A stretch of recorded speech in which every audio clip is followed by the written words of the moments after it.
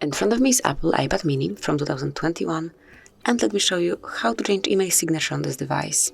So at first just open the settings, go to mail, scroll down and pick signature.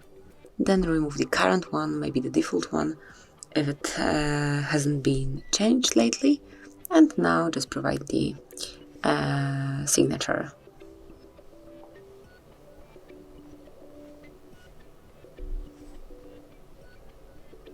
Then you can bold some text if you want to, for example this one, and also let me make a line, underline.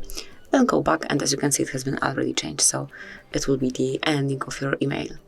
And that will be all. This is it. Thank you for watching. Please subscribe our channel and leave the thumbs up.